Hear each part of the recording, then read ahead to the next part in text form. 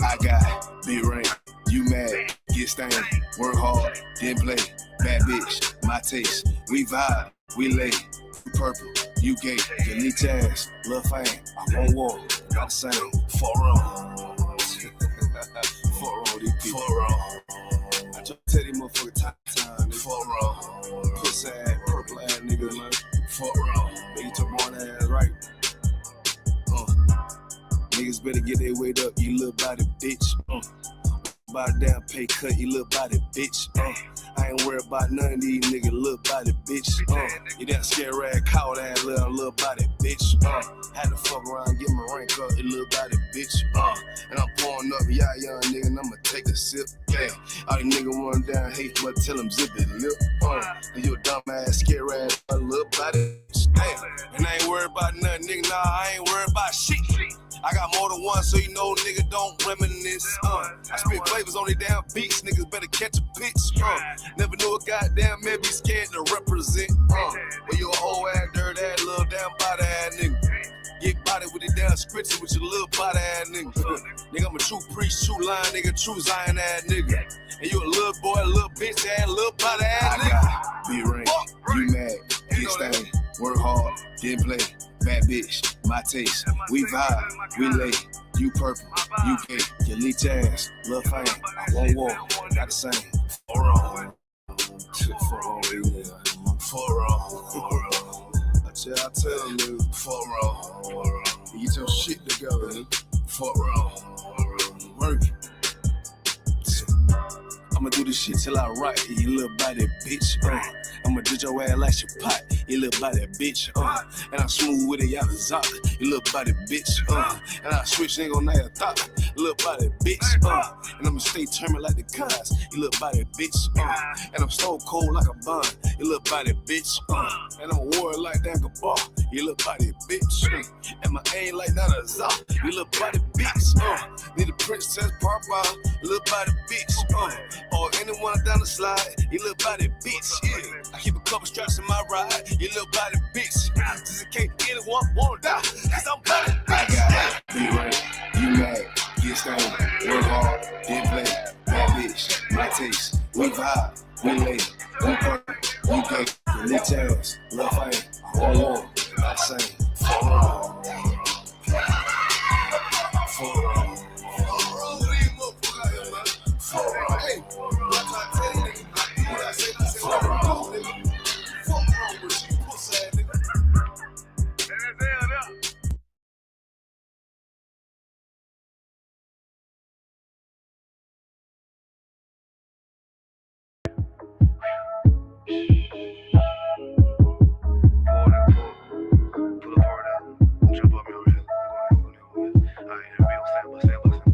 I'm in the bushes, just watching this family.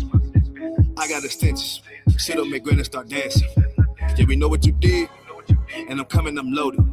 And I know you don't know it, I just posted up, scope it. There's a shooter outside and he quiet. There's a shooter outside and he quiet.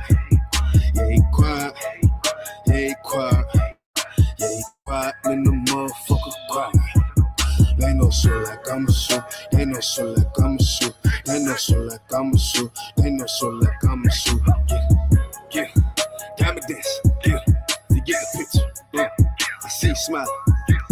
There's a shooter outside and he quiet, little nigga. All that cap rap might have to find me a nigga. All these niggas watching move, they start jocking the image. I can't even buy it, little nigga. I know this pump it up, flip them, we get the drop on the cops in Alabama. I get the order and she pull up on the Klansman. They talking about they catch a nigga, they gon' hang 'em. Catch 'em while they hanging. One by one, we take them. I know this bitch, that bitch told she keep a secret, no. But I can't trust her, what's the point, bitch, in my business, We moving silence, no rap, little boy, keep silent. This Mac come with a silence, it's a true moment of silence, little bitch. There's a shooter outside and he quiet. There's a shooter outside and he quiet.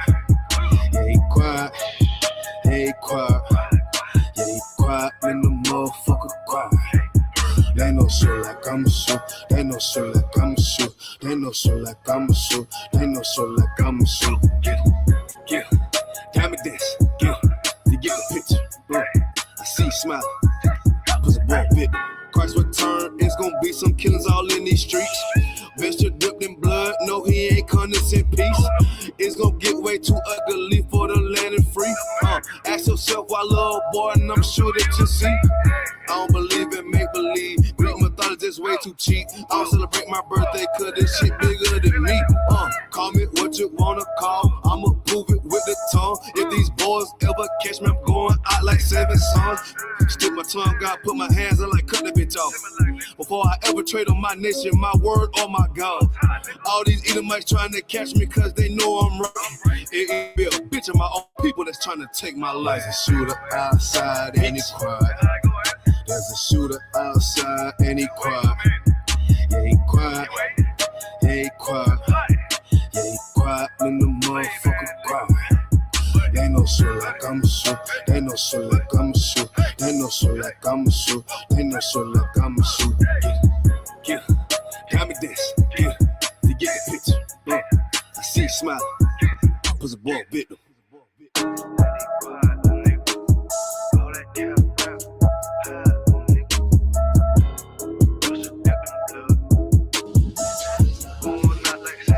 Not like this.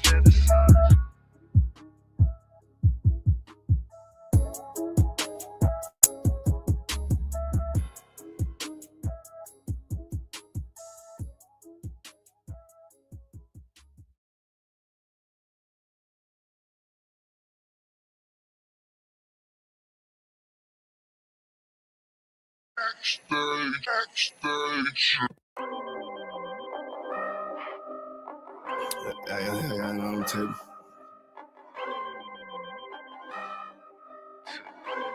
I ain't finna tell you how I got away with this shit. If I'm more right, that's good business. She look good, but hang with dumb bitches. Tell her I'm way too fly for one sister. And if she leave a priest, I won't miss her. Won't put a ring around it. Oh, no. Bitches for the street like basketball goals. I always knew she'd let that lane hit her.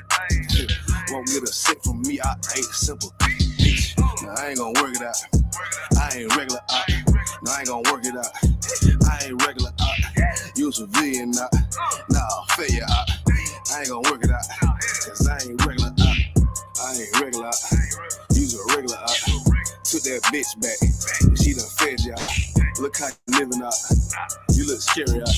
Can't fuck that bitch right. Cause she be getting nailed out. You won't forgive her, ain't it? You wanna love her, don't you? Just know that love ain't for you. It's for the world, homie. I got some real homies. We don't pretend, homie. ISUPK, 1 West, we kicking field goals. Let that bitch lead hoe. She got them D's though. With a little steak and ass pussy, she be going beast mode. She HIV hoe. You a dirty ass skeet hoe. Don't get that shit up out your chest, bitch. Say what you gonna do now, what you gonna say now, what you gonna do to me? It is UPK, I'm shot too deep, it's better Google me. I put these girls all in my training camp like I relieve. I say what I do, not do what I say, bitch, what the fuck you mean? If I'm more right, that's good business. She look good, but hang with dumb bitches. Tell her I'm way too fly for one sister. And if she leave a piece, I won't miss her. Won't put a ring around it. Oh, no.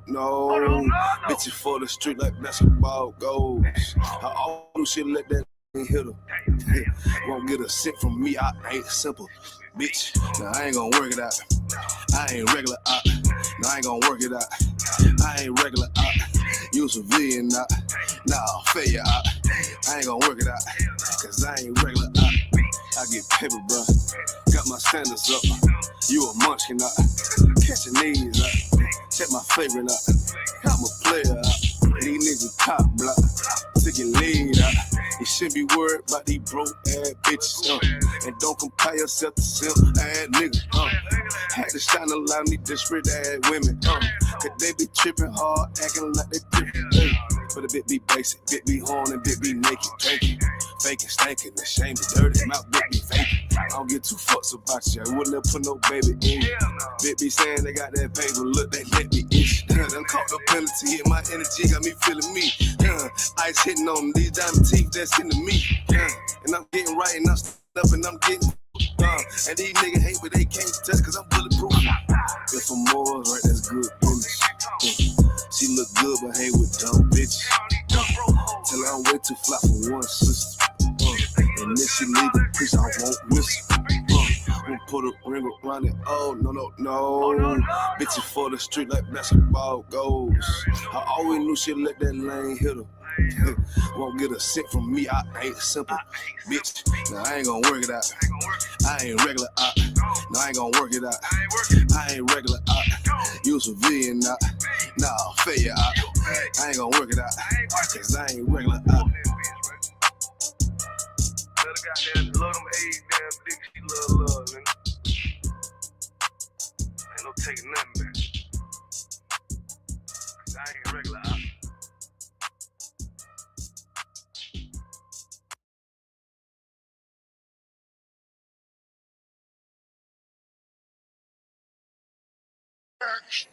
Backstage. Yeah, nigga. Fake ass nigga. You ain't no Israelite, but you a gospelite, bitch. Fuck you talking about? If that nigga won't walk, bitch, we ready. It ain't hard to find us. How can I keep that stick locked, loaded, boy, he'll fade you line up. Young nigga name is Slayer. What you think, boy, you be done to try. South Coast shit, we bought it. UPK, you solid, little bitch think I'm crazy, think I'm playing like bitch, I ain't the one. Warfare every day, so who is you, bitch? I don't need your love. Killers right round the way. What you think? I love this brotherhood, hood.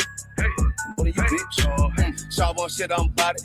UPK, you solid, fuck nigga don't want war. It ain't enough clips in your army. All the bitches wanna take my piece. All the hoes wanna take my piece. All the nigga wanna take my piece. No, I can't let a dog take it from me. I can't let a dog take it from me. You a hoe, study and you dummy. And these bitches really on this bitch walking like they don't know nothing. And a lame nigga fall for him and get set up for the coins and get gunned down, man down. Shoulda took the time, get a damn Noah. But I see the sorrow and I show her. She could never get a priest home.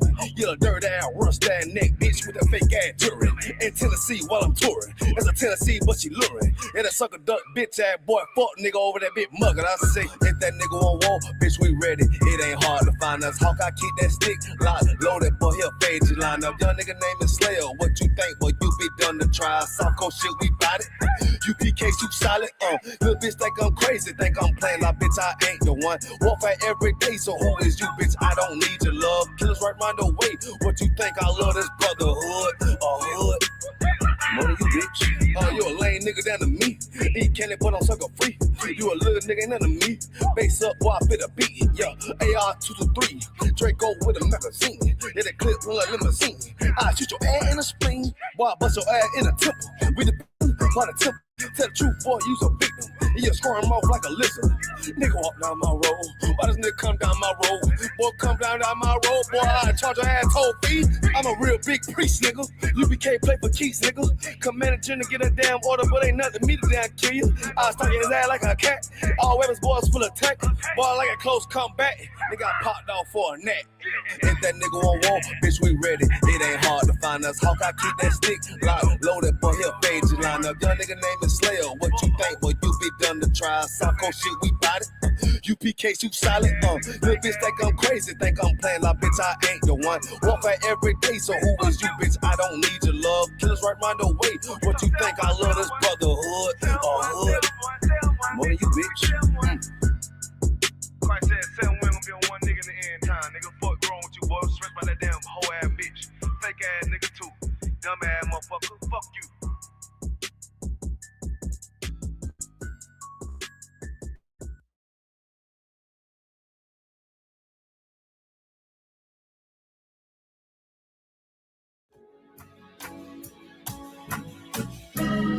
They killed, give me Isaiah 14 and 21. They did the same thing to my people. So you said that they put millions of my lives. Yes, you said.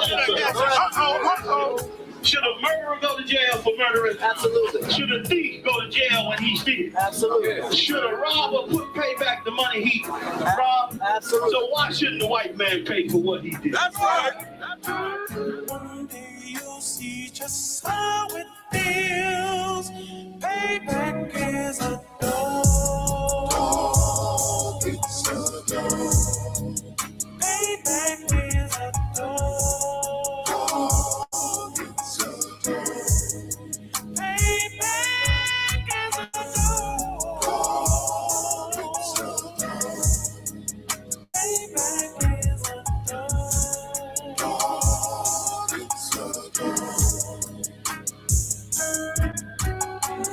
I'm in a hell of a hole, was never expected to grow. Just obstacles set in the road, that a result of me selling my soul. The story I'm telling is cold, but yet it's what everyone knows. The white man's the devil is known. America was never our home.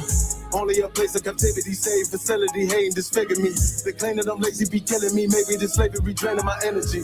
400 years and counting. The trail of my tears is countless. The fact that I'm here is astounding, but I can't wait till this shit is surrounded. Ready to tangle my king and the angel, be ready to rap. Crack in the sky, nuclear missiles will make it official. I'm capturing every cracker surviving. Put them all in chains where they need to be. Slavery for me.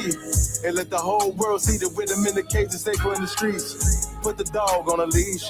Get resolved for the beast. 144, get the brutal show, we could all be at peace. As soon as the trumpets are sound, your kingdom we busting it down. The only way justice is found, the time for your judgment is now.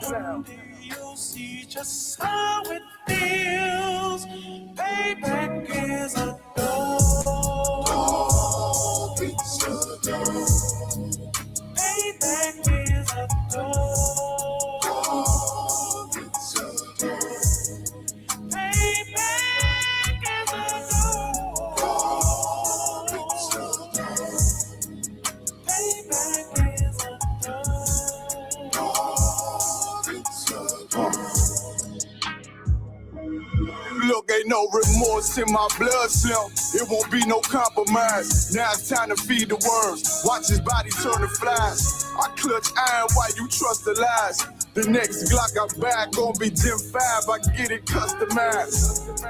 And sending shots off like farewell. Praying payback come back around like a carousel. Still remember your Honda's words ringing in my head like bells. Said you in this body, you fit the Lord, fuck the cartel. Triangle choke, apply pressure to the game like I did Vondale. Payback's a bitch in a dress, she a bombshell. Revenge is dish served cold, I just hope they make an oxtail. Glock fresh out the box, I swear it got that new car smell. Made myself a target in a world of mad shooters. Devils design fire for our babies to pass through. In the day of our king's reign, I'll be overzealous. They bought my jealous, I bought brand new parabellums. One day you'll see just how it feels. Payback is a dog. It's a dog. Payback is a dog. It's a dog. Payback is a dog. It's a dog. Payback is a dog. It's a dog.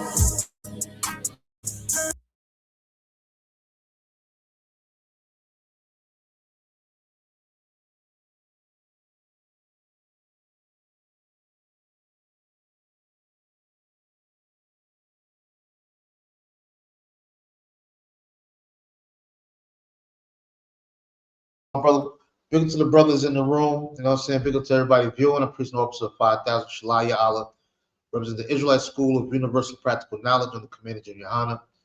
We've been the home of the truth since 1969, giving you the truth of the Bible that the so-called Black, Latino, Native American man, woman, and child are the chosen people of God as per the scriptures. Understand? So today's a brotherhood class. Everybody knows that brotherhood is something that's imperative within the community, within the nation, something that we're lacking. We already see with the massive so-called drug use, the overdosing, Just recently, I had a close friend of mine yesterday. She overdosed, passed away. You know what I'm saying? Not to make it about me, but just to point out that brother and sister here are still struggling. You understand what I'm saying? They put fentanyl in all the marijuana, all the weed. You know what I'm saying? All of the cocaine, the heroin, the K2, everything is hitting hard and heavy. You got young boys out here shooting guns, 15, 16 years old, murdering people. You know what I'm saying? Actually, unaliving people.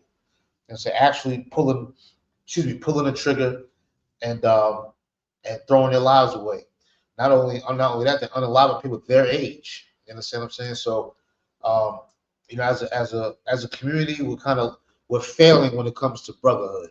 You understand?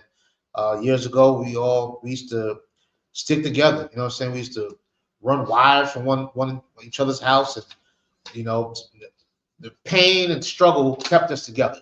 You understand? Also knowing who the enemy was kept us together. That a common enemy that we all faced throughout all our neighborhoods, the oppressor's cronies. You understand that suppress us and oppress us in our neighborhoods. We know exactly who they are, and we stood against that. How do we stand against it? By being together. You understand? Now, there's some things, of course, that we go through as a people. We go through um, different issues, different problems. We go through betrayal. We go through jealousy. You understand? We go through these things. These things have been implanted into us from the society that we live in. You understand? There's nobody more that has any more jealousy inside them than the oppressor. That's why they like to oppress, because they're jealous of the way we cook, the way we talk, the way we look, the way we have resilience and get through hard times. You understand? Things that they cannot go through. They would jump off of a building if they went through half of the things that we went through.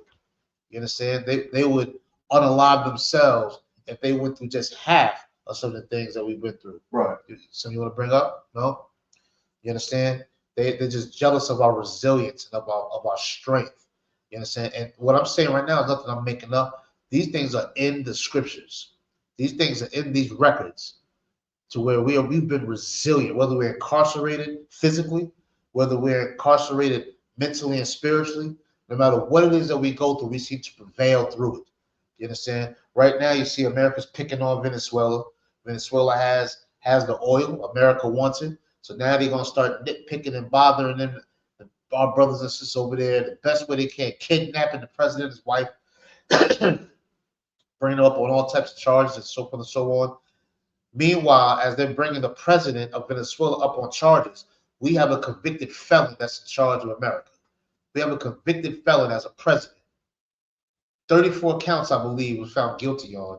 Meanwhile, has the audacity to go over to Venezuela, kidnap the president there, and bring him up on charges for some type of drug dealing or something like that. This shows you the hypocrisy of America. It shows you just the nastiness and the spirit behind this wicked place we live in, known as Babylon, this wicked place that we know as a cesspool and a hellhole.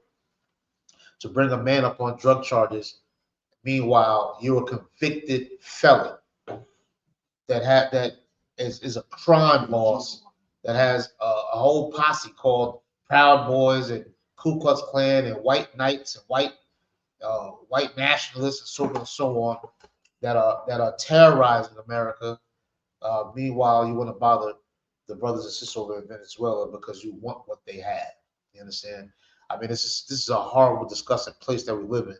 So therefore, those characteristics of betrayal, of jealousy, we've inherited that.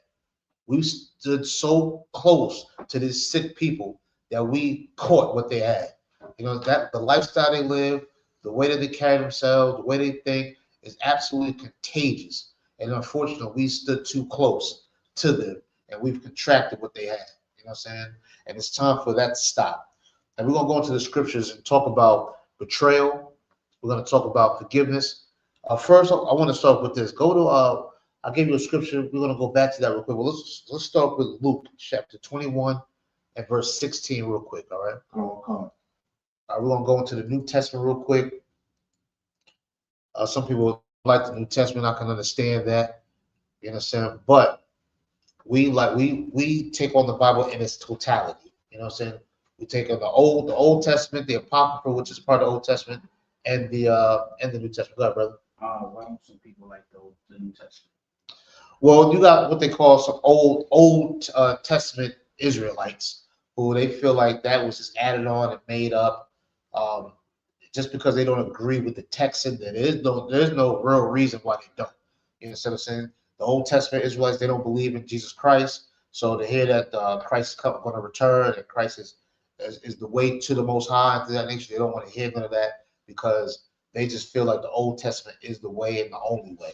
So that's the main reason why they don't like the New Testament. Now you got some Christians who don't like the Old Testament because the Old Testament deals with laws and rules and things you can't do, like get a shape up and eat pork or eat shrimp, crab, lobster. They got so many rules, you know what I'm saying, that you have to abide by. Smoking weed, smoking anything, you know what I'm saying. They don't like that. You know what I'm saying. They do feel like, well, you can eat anything you want. God said eat it with Thanksgiving. You know what I'm saying? They take that Thanksgiving scripture and apply it to everything. You know, you can eat it whatever you want. They said, well, if you can eat whatever you want, can I eat a baby? Well, you can't do that, but you just said anything I want. You understand what I'm saying? So they like to cherry pick and mix things up so to keep them from being disciplined as the Most High God wants it. So it's all about what makes anybody feel good. You understand what I'm saying? But fortunately here in the UPK, we take the bitter with the sweet. You know what I'm saying? We take no pain, no gain. So we just take it all in its totality, whether we like it or not. You understand? Whether we like it or not, but we do appreciate and love the truth. And that's what we strive for in here. It's just the absolute truth of the scriptures. You understand what I'm saying? So right now, since the brotherhood class, we're going to go into just some traits that affect the brotherhood and the sisterhood as well. You know what I'm saying? Which is betrayal, which is jealousy, things of this nature. You understand? Let's talk about it real quick. Let's go into Luke chapter 21, and let's start at verse 16. Luke chapter 21, verse 16. And he shall be betrayed both by parents and brethren and kinsfolk and friends. Now this is the Most High. This is Christ speaking. Saying you're going to be betrayed in life. You're going to be betrayed by your parents, your brothers, your cousins, aunts, uncles, and your friends. Somewhere down the line, you're going to find out that they're going to betray you one way or another. How? Because you can move on to live a whole different type of lifestyle. And just because that they see that you have the strength to move off of and move from what you were raised like, what you were taught, and things of that nature, they're going to find a way to betray you. And I know it sounds ridiculous, but when you come into this truth and you decide to dedicate your life to the Lord in its totality, to give your whole life to the Lord, people, you're going to find that close people to you will end up betraying you. How? They'll end up talking about you, maybe saying you're crazy, maybe saying you're brainwashed, maybe this is not how I raised you. They're going to start criticizing how you are as a parent, how you are as a husband. They're going to start doing these things. You understand what I'm saying? And like I said, if they did it to Christ, they're definitely going to do it to us. Right. You understand what I'm saying? And when they start doing it, that's when you know you're on the right path. You understand? That's when you know you're on the right path, because you're going to get a lot of things in your ear. You're going to hear a lot of people saying, man, you're going to listen to the people. You let another man tell you what to do. You know, they're going to start hearing these things and all of that.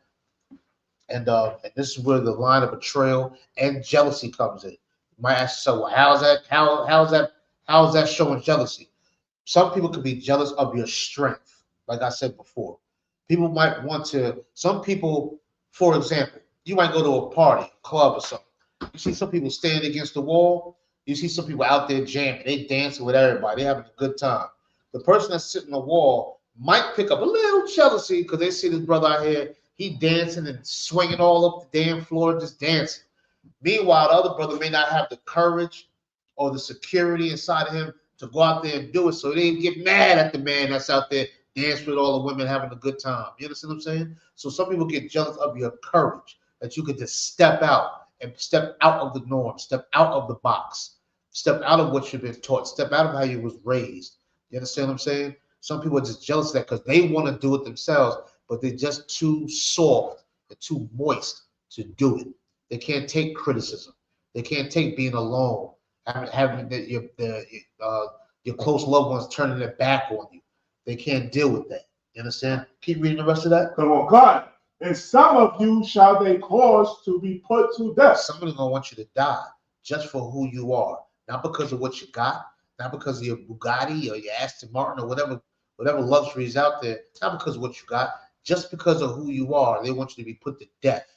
You know what I'm saying? We're gonna go over a good story here in these scriptures. Read verse 17. Oh God, verse 17. And ye shall be hated of all men for my name's sake. All for the name of the Most High God. All for serving Christ, you will be hated. You understand? This is in the scriptures. This is nothing that we jotted down. It's not a poem. It's in a novel. You understand? This is what is in the records. 2,000 years later, we're reading about it. You understand what I'm saying? Now, I want you to remember this scripture right here about being betrayed by your family, friends, loved ones, and how they're going to want you to be put to death. Let's go back to Genesis. All right, we're going to talk about Joseph in the scriptures. We're going to go talk about Joseph. How Joseph was betrayed by his family. You understand? How they were jealous of him. How they wanted him to be put to death. You understand? We're going to talk about Joseph. We're going to start in Genesis chapter 37. God, Genesis chapter 37, verse 3. We're going to start at Genesis chapter 37 and go to verse 3. Go ahead. God, now Israel loved Joseph. Israel is another name for Jacob. We all know that Jacob obtained the name Israel once he wrestled with the angel for a blessing. Angel didn't want to bless Jacob. Jacob was so eager and so obsessed with being better, and obsessed with serving the Most High, that he continued to wrestle that angel. The angel, I believe, knocked his hip bone out of place. You understand what I'm saying? And he still wrestled through the pain. He still wanted to cleave onto the Most High that bad that he wrestled the angel. The angel was satisfied with the fight that Jacob put up. You understand? So they changed them to Israel, the prince of the power. You understand? Keep going. Now Israel loved Joseph more than all his children. Now, Joseph was Jacob's favorite child. Go ahead. Because he was the son of his old age. And he made him a coat of many colors. Now, he gave Joseph a coat of many colors, because that was his favorite child. You understand? He had Joseph at a very old age with Rachel, so Joseph became one of his favorites. That don't mean he didn't love his other children, but this became his favorite. For time, so we're going to rush through these scriptures a little bit, so try to follow along as best we can. Go ahead to verse 4. Verse 4. And when his brethren saw that their father loved him more than all his brethren, they hated him. Say it again. They hated Go him. ahead. And could not speak peaceably unto him. They hated him. You understand? They were jealous of him because this was daddy's favorite son. Giving them this nice fancy coat to wear to show that this is my favorite child right here.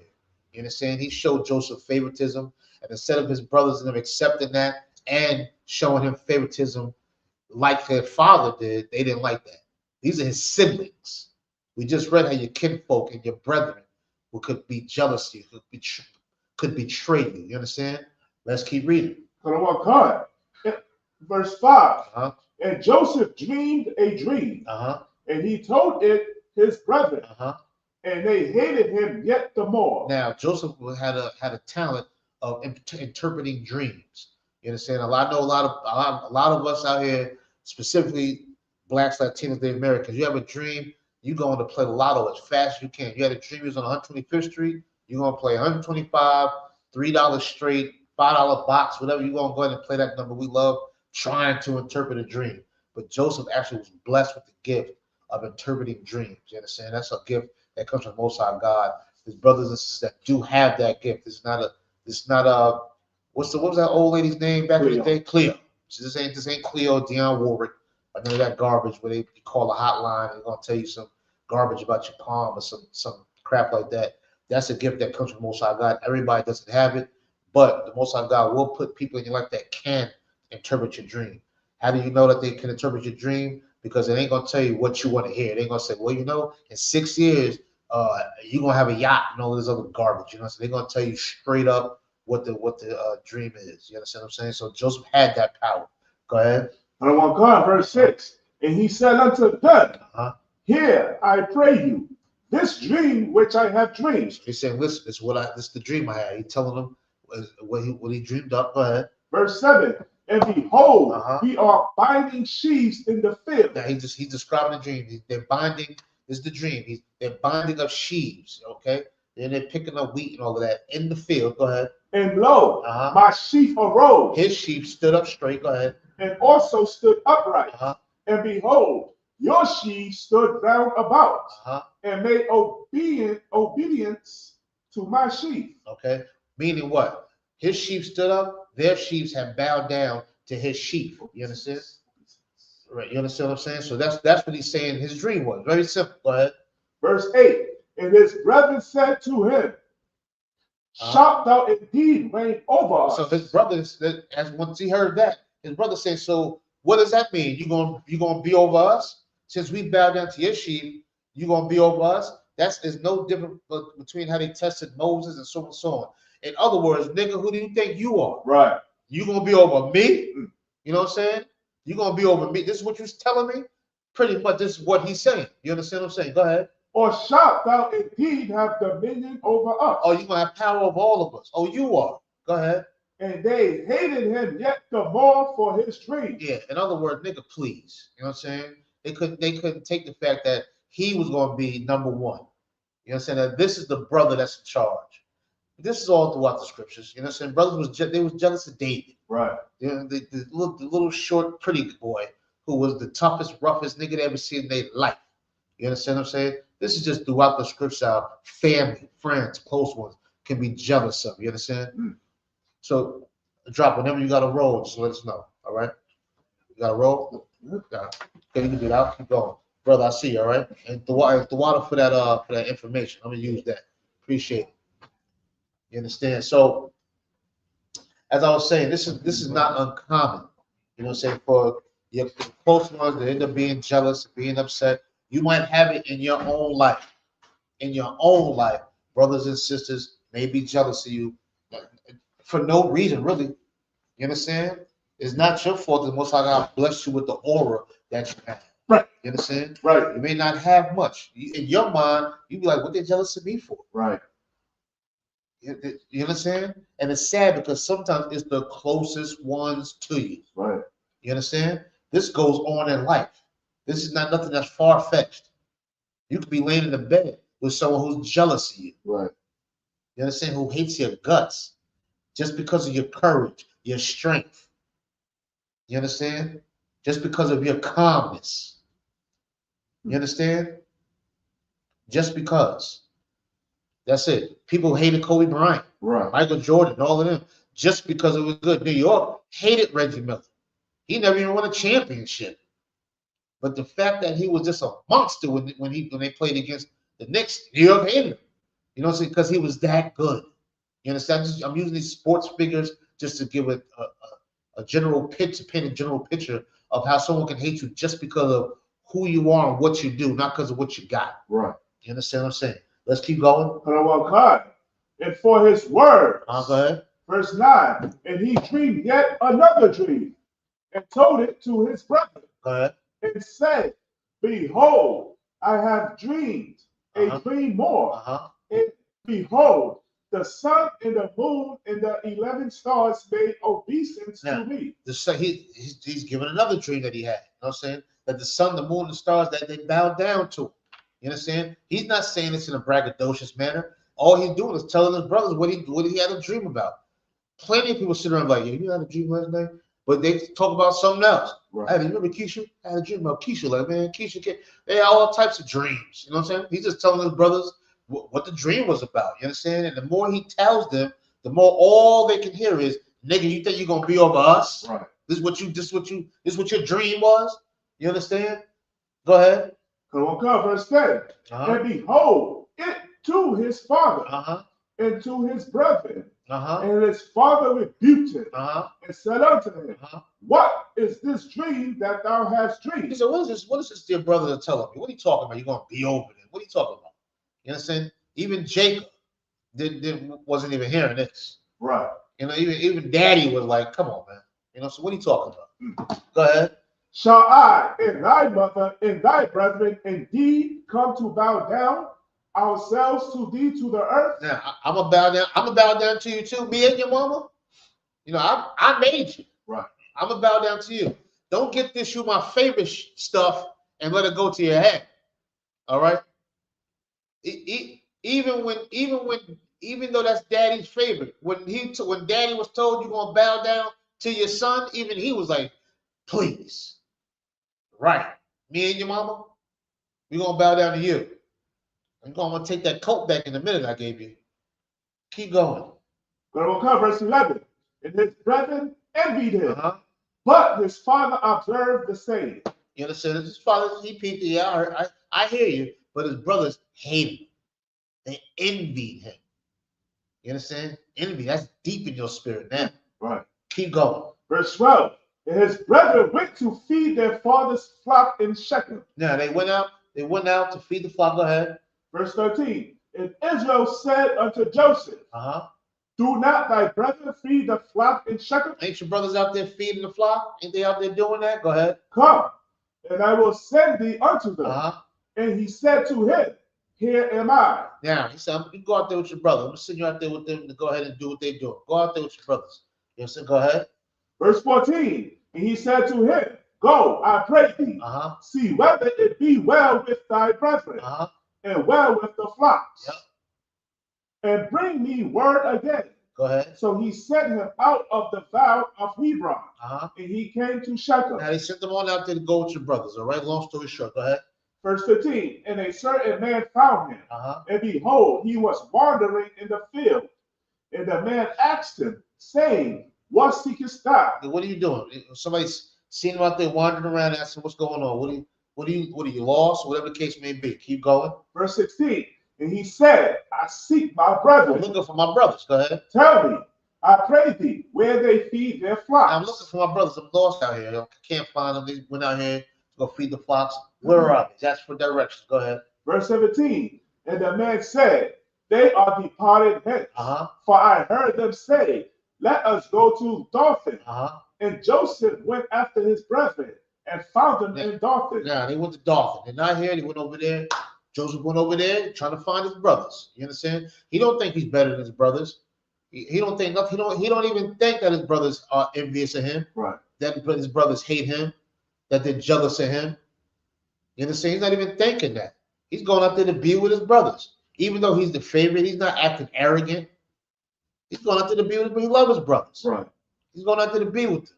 He got lost, went to the wrong place. He could have turned around and said, oh, shit, the hell with him. I'll see him when I get back home. No, he journeyed out, followed the order of his father, and went out there to look for his brothers and found them. Go ahead. Verse 18. And when they saw him afar off, even before he came near unto them. They said, now, the brothers see him coming.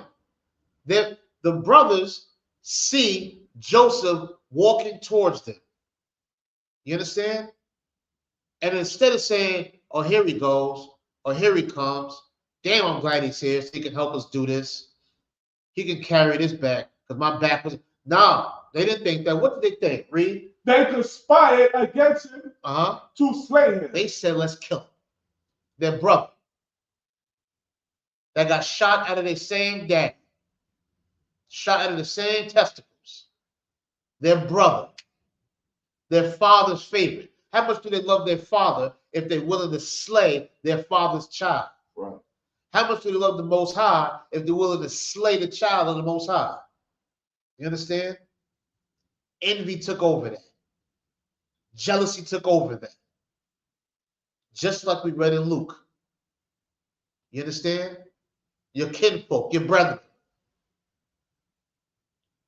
And they'll wish to cause you to die. Paraphrase. Right. You understand? They said, let's slay him. And guess what? There's somebody in your life. You walking this walk, you coming into this truth, you stopping the garbage you used to do, you changing your thoughts. You understand? Someone could be jealous of you. Right. Could be envious of you because you're somebody's favorite. Right. You understand? Because you're somebody's favorite. And you don't know who could conspire against you. But guess what? These things can happen. These things can happen. How many times? All you got to do is look at your neighborhood. How many brothers and sisters have been brutally murdered? Excuse me, unalived, brutally, due to jealousy. Right. You understand? Through the jealousy, because of what somebody got or what somebody did, or because of where they thought somebody's career or life was going or headed. You understand? Somebody conspired to slay them just because of who they were. How many times yourself have you been jealous or envious? Right. And thought about slaying somebody just because you're jealous of them and what they're doing? Really mad about what you're not doing. You understand? These are legitimate feelings that people have back then and nowadays. Right. Now let's keep reading about Joseph and how his own brothers want to unalive him. Go ahead. Verse 18, 19. And they said one to another, behold, this dreamer cometh. Here come the dreamer. Here come him, the one we're going to bow down to. Here he comes, the dreamer. Not broski. None of that. Here comes the dreamer. Keep going. Verse 20. Come now, therefore, and let us slay him. Let's kill him. Excuse me. Let's unalive him. Let's get rid of this dreamer. Go ahead. And cast him into some pit. Uh-huh. And we will say, some evil beast have devoured him. And we shall see what will become of his dream. Yeah, since we want to bow down to him, let's slay him and throw him in a hole. In other words, let's unalive him and throw him in a ditch. Throw him on the side of the road somewhere. And then we'll just go home and tell Pops and them, a beast must have came in and unalived him. A beast must have ate him up. You understand? This is how they conspired against Joseph, who didn't even do nothing, but told them about a dream. Right. And in that dream, they were going to bow down to Joseph. He would be in charge, so to speak. But they couldn't think. All they knew was bowing down. That's all they heard. Just like an evil woman don't like to hear that word submit. Right. They don't want to hear submit. Submit. What does that mean? You gonna bark like a dog, a big dog, hop around on one foot? You know what? People hear these words and it's like, oh hell no. Bow down. What you mean I bow down? What does that mean? You understand?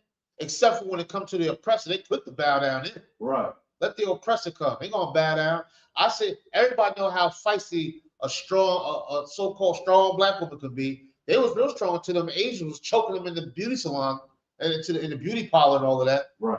You know what I'm saying? When they was on there to get all that fake East Indian hair, and them Asians was choking them and smacking them, beating them up, hitting them with all types of yardsticks and everything.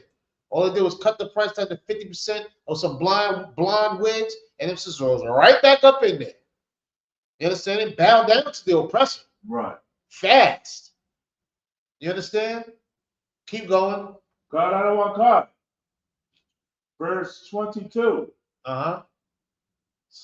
Verse 21. And Reuben heard it, and he delivered him out of their hand, and said, let us not kill him. So Reuben said, hold on, let's not do that. All right, let's not take it that far. We don't want to have this blood on our hands. Go ahead. Verse 22. And Reuben said unto them, shed no blood, but cast him into this pit. Just throw him in the pit. Just throw him in there real quick. Let's just toss him in there. Go ahead. That is in the wilderness, and lay no hand upon him, that he might rid him out of their hand, to deliver him to his father again. Now just leave him in the pit. Maybe someone will come and eat him. Maybe he'll die, or pass away from starvation. Just throw him in the pit. Let's leave him there. Go ahead. Which is just as bad as unaliving him. Right. That's unaliving him slowly. Right. You understand? Go ahead. Verse 23. And it came to pass, when Joseph was come unto his brethren, that they stripped Joseph out of his coat. Can you imagine that? You walking up to your brothers, no announcement, they just start ripping your clothes off, ripping that beautiful coat that your father gave you with the many colors to show your prestigious in your father's eyes. They ripped it off. Go ahead. His coat of many colors. That was on him. Yep, ripped it off. Go ahead. Verse 24. And they took him and cast him into a pit, And the pit was empty. There was no water in it. They threw him in a dry hole where there's no water, no nothing in there. Ripped his clothes off and threw him in a pit. You understand? This is how vicious and evil that his brothers then became, all because of jealousy. Right. All because of jealousy. And here comes the betrayal. Right. Their jealousy led to betrayal. Their own brother. This same type of attitude goes on right now today. This is why our community is messed up. Right. You understand? We don't look at the next black man, Latino man, Native American man, woman, child as God's child. Even if it's God's favorite, we still don't respect God that much where we are willing to slay his child, our brother, just from jealousy, just from envy, just because he might be in a better position, just because we might have to answer to him. You understand? There's a lot of brothers that don't want to really come into the UPK because they can't say, sir, yes, sir. Right. They can't say con or one con. You know, they can't say it. I'm not bound down to you. You outrank me. Right. You outrank me? Ain't you 17 years old and I'm 50? You outrank me? Sir, yes, sir. Nah, I'm gonna start another. I'll do something different. I'll start the Wop Baba Loobops in church. Because I'm not bowing down. You understand? The same disgusted, nasty spirit is what goes on right now to this day. Right. You understand? Keep going. Come on, God, verse 25. And they sat down to eat bread. Yep. And they lifted up their eyes and looked. As he's in the hole, just picture this. As he's sitting in the hole, they decide to sit down and eat some bread. Can you imagine what Joseph is going through down in that hole? Right. Can you imagine what he's going through down in that pit? Hearing their brothers sit there and talk. Your brothers sit there and talk. What they going to do with you? Is he crying out to them? Is he begging them? Or does he think, because he said, stop playing, y'all, stop playing. Enough is enough. What is he saying? Right. And what is it settling that they're not joking? That this is real? Is he regretting going out to meet his brothers? Is he regretting sitting there confiding in his brothers what the dreams was about? Is he thinking he wish he didn't take that coat from his father? What thoughts are going through this man's mind as he's being betrayed by his own people? You think about, how would you react? How would you feel? You understand? Could you sit down and eat bread after you done betray your brother this way? You understand?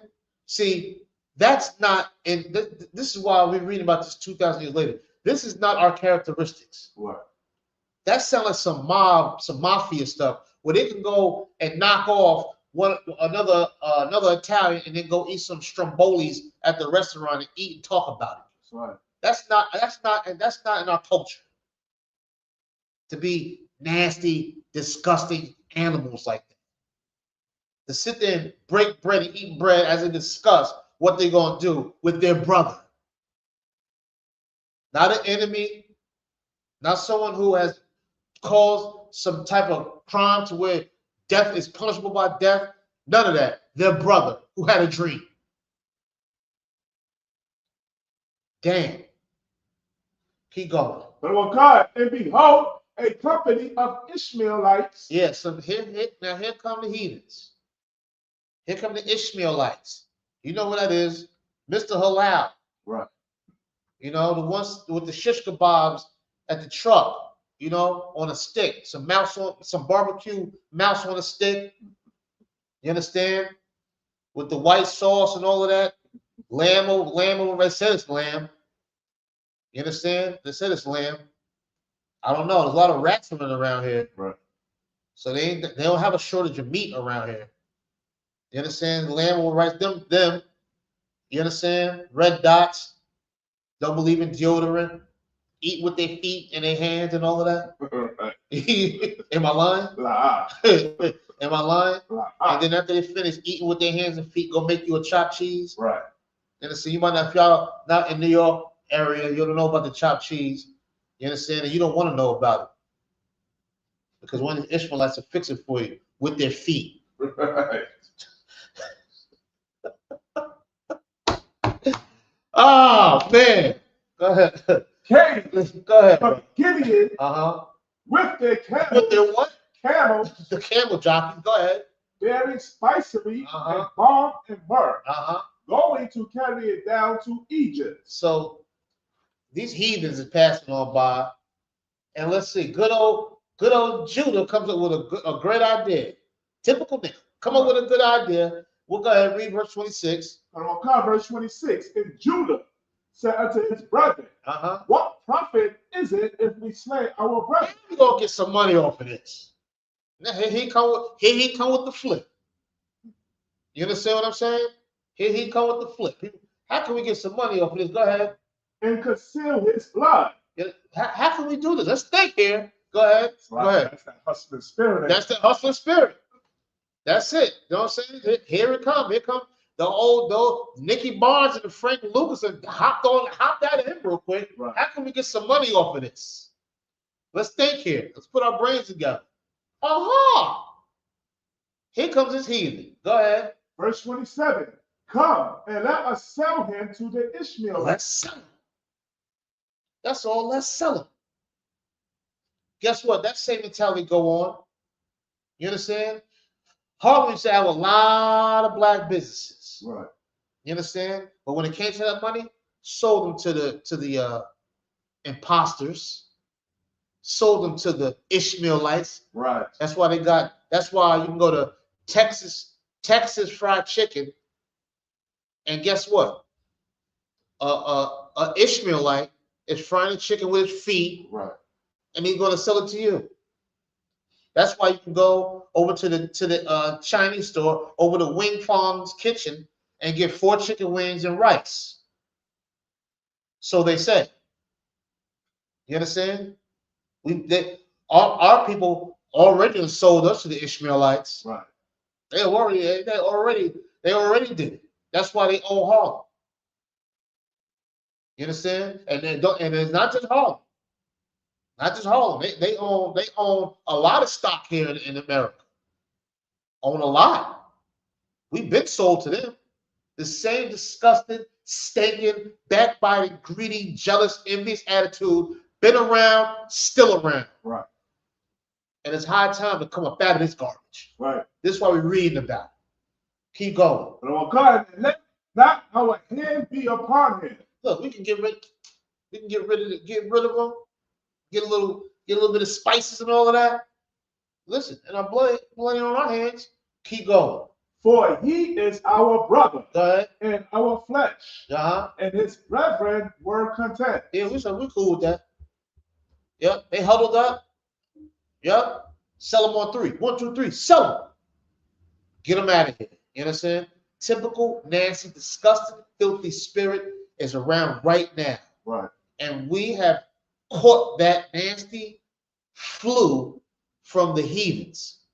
That spirit of betraying your brother, being evil with your brother. How can you make a profit off of your brother and cost him his life, his freedom, his spirit, his hopes, his dreams, his ambitions? To hell with all of that. Right. Let's get rid of it. Because his hopes, his dreams, and his ambitions include me answering to him. How filthy and disgusting is that? You understand? This spirit is still around, and you better make sure you don't have that spirit inside of you. Right. That's it. Not even a little bit. Not even a little bit. I'd rather bow down to my brother and call him sir. Give a damn, he's 8 years old. Right. I'd rather call him sir, yes sir, than to go to some filthy, stinking, overworked and underpaid slave and look at Mr. Fudrikowitz and look and say yes sir to some white man, Right. or yes sir to some stinking Asian or some heathen sitting there, yes sir, showing all 3 of your teeth, cheesing up in his damn face. I'd rather say sir, yes sir to my brother. You understand? Keep going. Go on, God. Verse 28. Then there passed by Midianites, merchantmen, and they drew and lifted up Joseph out of the pit. They grabbed him out of the pit. Imagine when they pulled him up out the pit in the hands of the enemy, in the hands of slave catchers, right, in the hands of slave traders, in front of the brothers. And you looking at them as they whisk you away. Just think about it. In the world, if you were getting jumped and beat up, and you turned and seen all your boys, your cousin and your crew, standing there watching you get beat up, watching you get beat down and stomped out, how would you feel? How would you feel about that type of betrayal? Were you set up? Are they scared, or did they have a hand in this? What would go through your mind as that boot crashed across your damn face and all you can see is your brother them sitting there watching you get beat butt naked, by the way? You understand? This is the filth that goes on right now to this day. Right. Let's keep going for time's sake. Let's keep pushing. And so Joseph to the Ishmaelites for 20 pieces of silver. How much? 20 pieces of silver. Sold them for a dub of some silver. A dub, a 20 piece of silver. That's what their brothers' hopes, dreams, ambitions, breath, heartbeat, life was worth. A dub sack of silver. Keep going. And they brought Joseph into Egypt. It took him to where the slaves is at. Took him where the slaves at. What do you think is going through his mind as he's whisked off to be shackled and chained up and abused even more? And as his brothers, as he's whisking off down the road. You understand? Probably walking. And he's looking back to see his brothers in them as they're smiling as he goes off. There goes the dreamer. Got rid of him. Right. Now let's go back and tell Pops that he got ate up by a beast or something. And this is all, we can't, we don't know what happened. You understand? This is the jealousy and the betrayal. You understand? Keep going. Go on, cover verse 29. And Reuben returned unto the pit, and behold, Joseph was not in the pit. And he wet his clothes. He was upset. He was sad. You understand? But why be sad now? You was with it. Right. You understand? Why be sad now? If you sit back and watch somebody get essayed and you don't do nothing about it, that means you was with it. Right. If you see some violation going on and you don't do nothing about it, that means you're with it.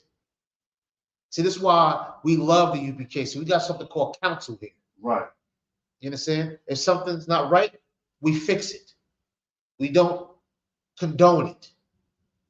We're not accessories to violations. Right. You understand? You know why we do that? Because we love each other.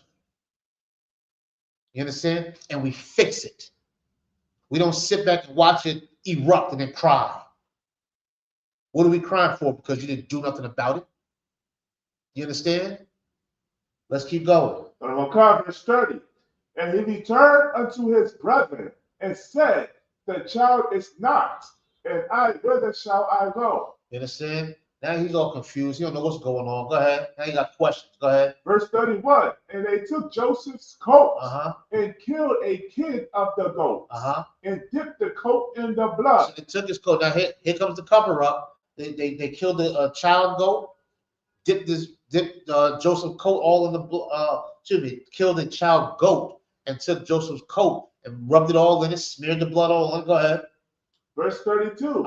And they sent the coat of many colors And they brought it to their father and said, "This have we found.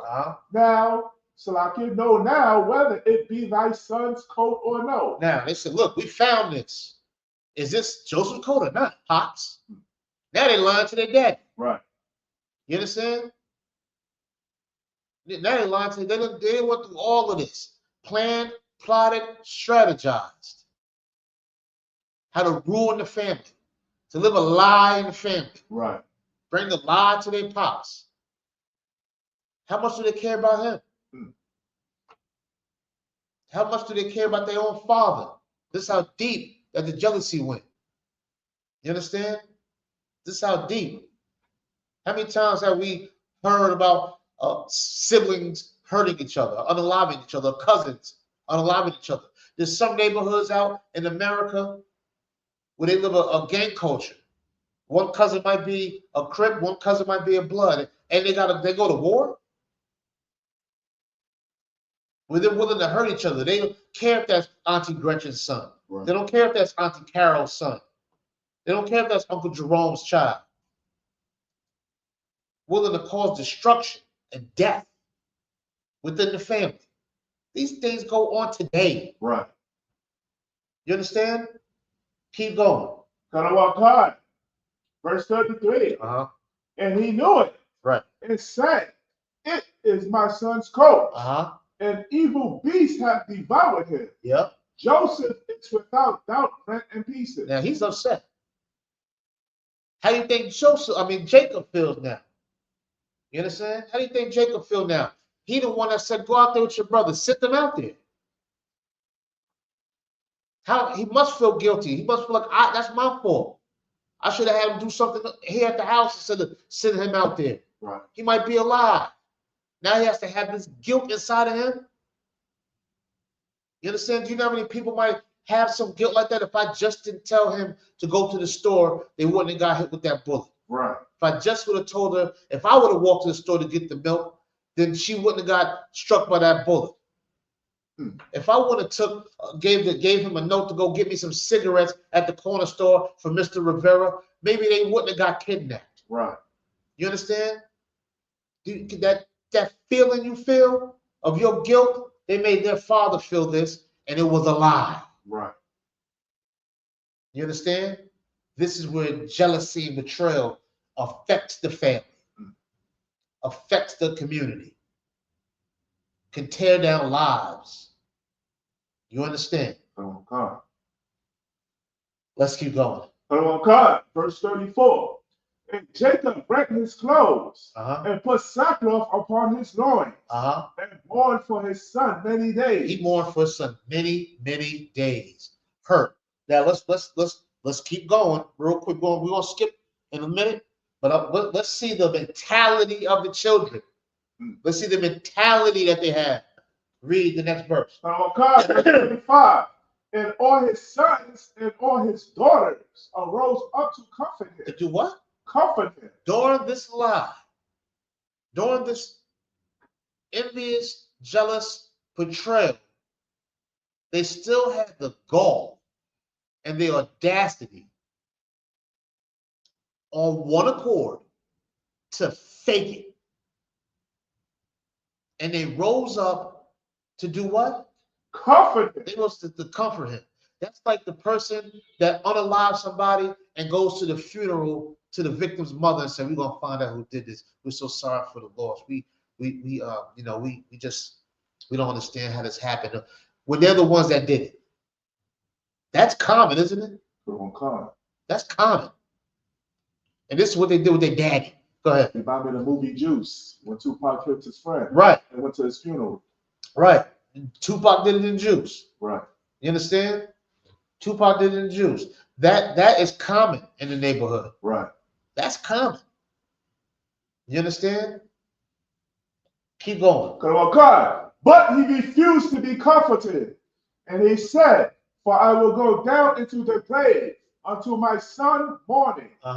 Thus his father wept for him. You understand? Jacob's tore up over this, and his children are comforting him. You understand? You got to be a tough one to go fake tears. Right. rub your daddy on the back and say, Dad, sorry, we're here for you. We're here. We love you. Miss him. And so and cry with your daddy over what you have done in secret.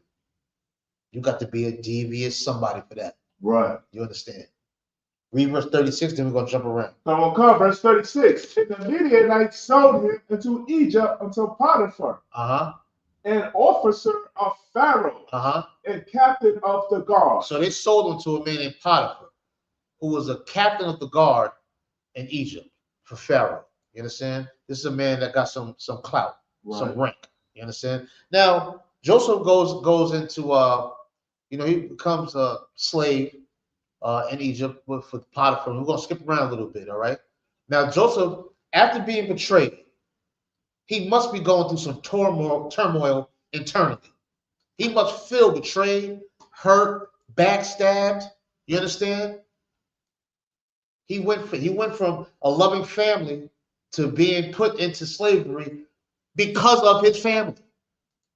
You understand? We just read in Luke, right? We just read in Luke about your family, your kinfolks, your brethren, your friends betraying you to the point of death. Right. You understand? You understand? This is why it was said, because of things like this. These things go on to this very day. Right. How many brothers and sisters are incarcerated right now? Some because of a lie. Some because they made a mistake and got a sentence that was outlandish. You understand? Got some crazy sentence for something small, and they sit in that cell and thinking they're rotting away. You understand? I mean, these things go on to this day. Right. Now let's jump to verse 39, because even though Joseph was betrayed because of his jealous family, just because he was thrown in the pit, stripped naked, because someone lied about his death, through all of that, thrown into slavery. You understand? Even though he was going through all of that, there's one thing that could not be stripped of Joseph. There's one thing that could not be taken. There's one thing they could not keep in that pit. There's one thing those shackles could not detain. There's one thing. He was chosen by the Most High God. Right. You can't beat that. You can't chain that. You can't unalive that. You can't put it in the pit. You can't lie about it. You can't cover it up. You understand? You can't do that. How do we know? It's in the scriptures. It's in the records. Go to chapter 39. Come on. All right, we're going to skip around for time's sake. All right, we got a little bit of time left. Let's go to 39. Let's start at verse 1. Let's start there and see what this got. Genesis chapter 39, verse 1. And Joseph was brought down to Egypt, and Potiphar, an officer of Pharaoh, captain of the guard, an Egyptian, brought him to the hands of the Ishmaelites, which had brought him down thither. All right, so we're going through the process. He got brought down. He's hit with his new slave master now, Potiphar, who was a high-ranking man in Egypt. You understand? He brought him down. Go ahead. Verse 2. Verse 2. And the Lord was with Joseph. And say it again. And the Lord was with Joseph. Even though he had envious brothers and sisters, threw him in the pit, cast him into slavery. Say it again. And the Lord was with Joseph. Through all the hard times, through all the turmoil, through the bad thoughts, through the insecurities, through the ups and downs, through the stress, through the depression, through the anger, through the sadness, through the hurt, through the hopelessness. Say it again. And the Lord was with Joseph. The Lord was still with Joseph. Just like he's still with you. Just like he's still with you. Through it all, through the ups and downs and all arounds, through all the tornadoes and whirlwinds. You understand? I know you feel like you're drowning. I know. You feel like you're in quicksand. I know. You got all types of health issues and family issues and all of this. Overworked, underpaid, rent going up, pay staying the same. If you're getting any pay. Right. Public assistance ain't assisting. All of this. The Lord's still with you. You understand? That's the beautiful part about it. You understand? That's the beautiful part of pain. Right. That's the beautiful part. The more it hurts, the more you know the Lord's with you. Right. Go ahead, keep going. And he was a prosperous man. Uh-huh. And he was in the house of his master, the Egyptian. And even though he was in captivity, even though he was sold by his brothers and sisters, even though he was betrayed, you understand? Even though they had to fake his death, he still was prosperous. Right. You understand? Prosperous don't necessarily mean he had an abundance of money. He could have been prosperous spiritually. Right. You understand? He felt good. He was on the up and up. He didn't sit there and mope and weep about it. He stood up in it. He stood up in it.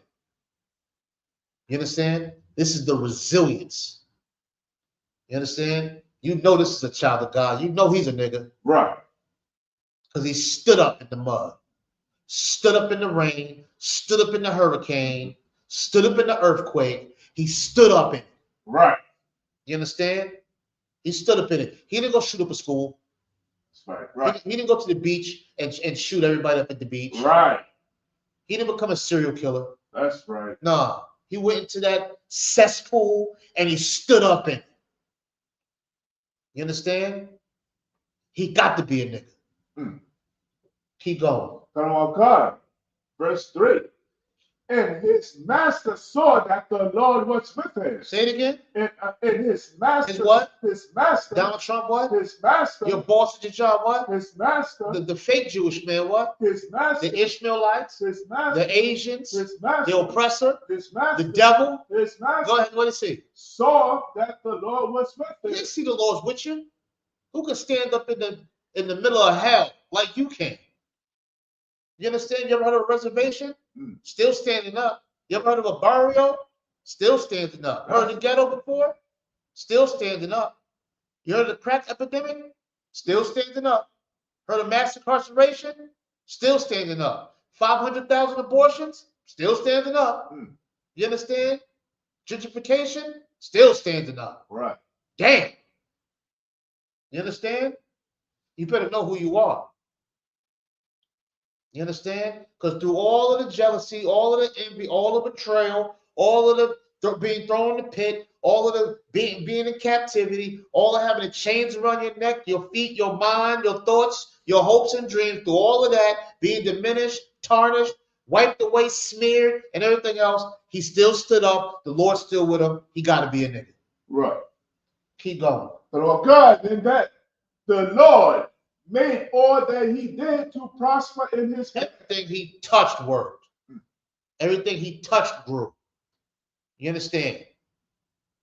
That sounds like one of us, don't it? Right. Because through all of the hardships that we've been through, whether it was Jim Crow, slavery, we still invent air conditioners, right? Stoplights. What else? What else we invent? Cell phones. What else we invent? Started to have black college. All types of things we invented and created. Everything we touched still prospered in the midst of hell. Right. In the midst of captivity. Everything we touched prospered. Still to this day. You understand? Still to this day. That's it. Who else can go out in the park and make a beat with their mouth and do all of that and make it into hip hop and rap and be a billionaire off of that? That's right. Damn.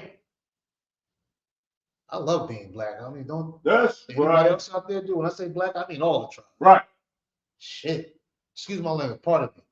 Keep going. Verse 4. Uh-huh. And Joseph found grace in his sight. Uh-huh. And he served him. Uh-huh. And he made him overseer of his house. He made him. They gave him some power. You understand? Gave him some power. Gave a righteous man some power. You understand? See, Babylon know better to give a righteous man some power. They scared to give Commander Yohana this power. That's right. They're scared to put him in the White House. Right. It'll be the Black House. That's right. You understand? And America gonna get a good checking. You understand? Put a righteous man up in there. They put a righteous man in. You understand? Keep going. And all that he had, he put into his hand. You understand? He was in control. You understand? Keep going. Verse 5. And it came to pass from the time that he made him overseer in his house, and over all that he had, that the Lord blessed the Egyptian's house for Joseph's sake. Now, we're going to start right there. I want to skip down for time's sake. Skip down to verse, hold on 1 second. Skip down to verse 7. Now, you see how this brother's flourishing, right? In the midst of hell. You see he's flourishing. Got some power. You understand? Now, as soon as brother get the power, just like nowadays, what happens when a black man get in power? What happened when a Latino brother, Native American man, what happened when they get into some power here in this captivity? Just a little dash of power here in this captivity. Here come that heathen woman. That's right. Bringing her nasty, disinfected, funky tail around of God's chosen men, and here they come, sneaking around, right, crawling around. Here they come with mono and every other disease that they don't even have anymore, crabs and everything else. Here they come around. Here they come, making passes. Right. You understand? Here they come, that ironing board back. Right. Here they come, floating around now. How do I know? Read verse 7. Verse 7. And it came to pass after these things that his master's wife. Who? Master's wife. That Caucasian woman? Master's wife. No, the little Ching-Li Chinese woman. Master's wife. Go ahead. Cast her eyes upon Joseph. And she said, "Liar." Say, come and get some of this. Come and get some of these sardines. Now come on and get some of this. You understand? I don't need no summer's eve and none of that. Come on over here and get some of this. You understand what I'm saying? Oh, Salaki, forgive me and Shaul here. The brothers in here, we having a good time. Don't mind us. It's just amazing how these scriptures show real life. Right. You understand? Now, come and lay with some of this funk. Go ahead, keep reading. Verse 8. But he refused. Hell no, I don't want none of that. I don't want none of that. You understand what I'm saying? Go ahead.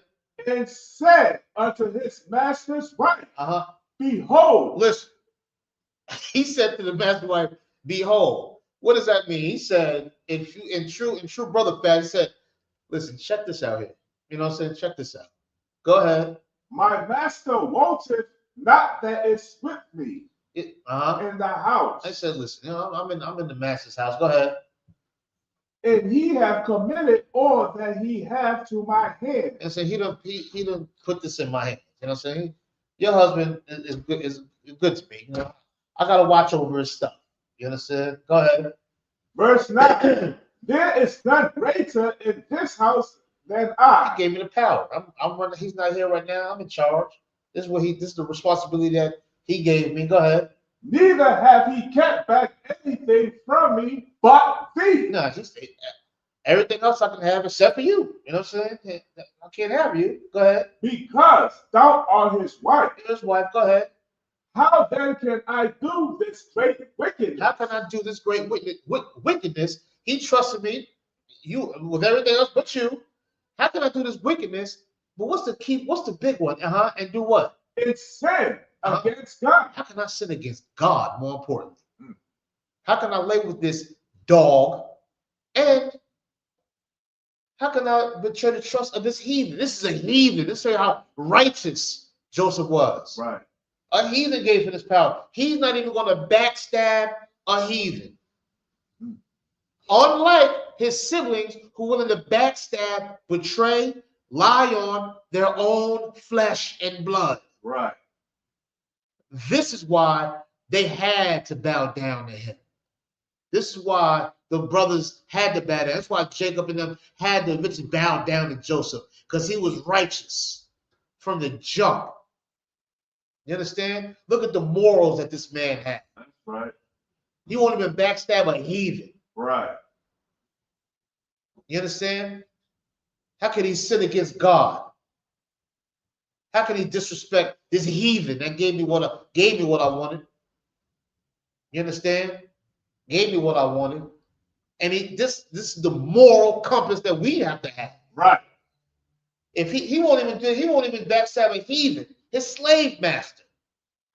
You know he wouldn't backstab his own brothers and sisters.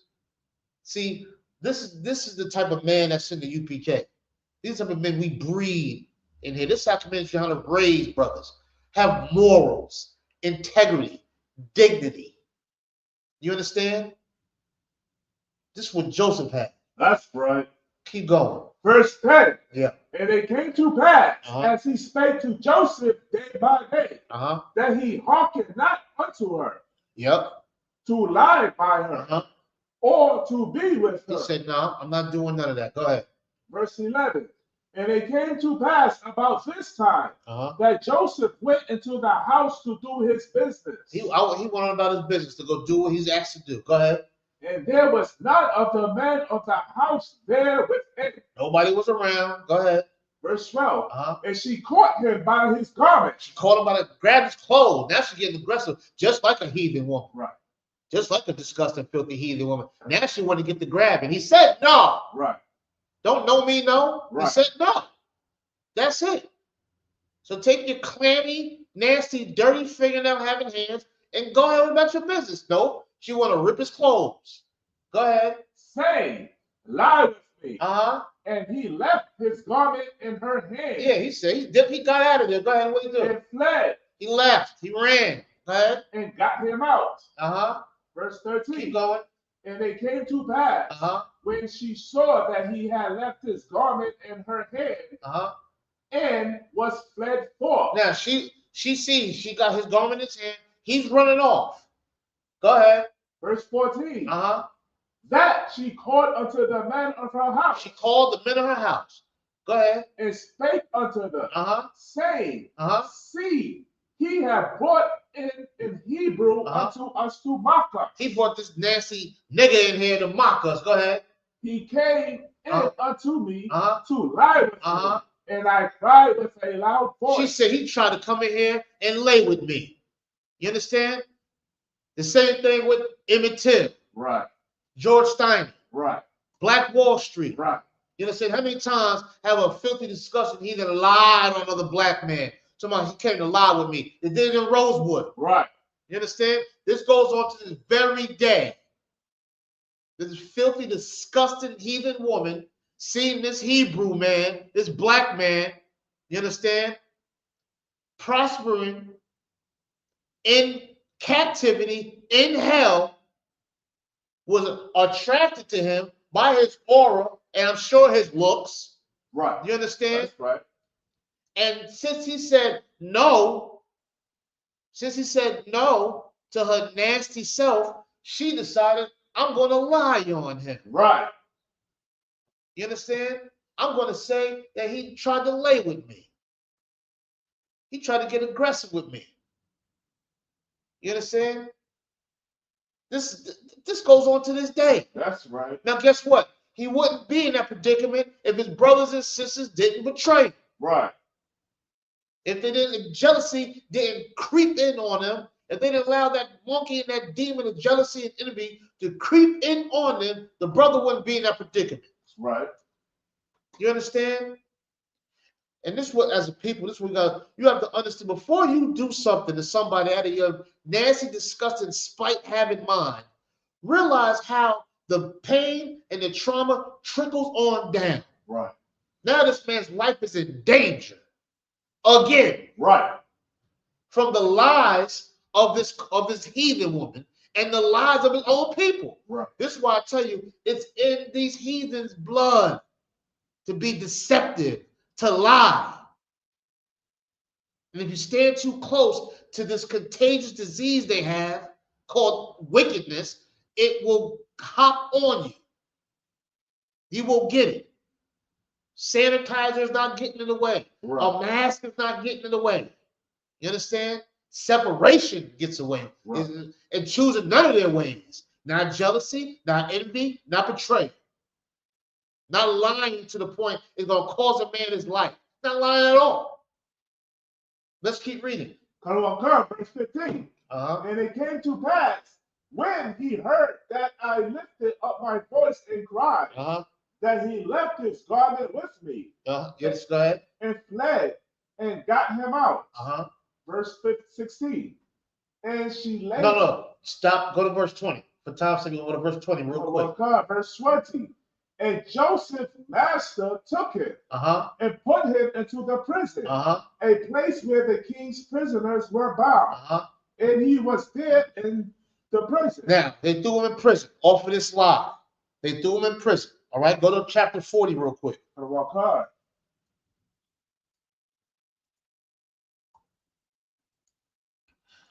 right. Matter of fact, sorry. Go to chapter 40. Wait, scroll down to verse 8 real quick. Scroll down to verse 8. Let me see that real quick. All right, for time, so we come up on the time.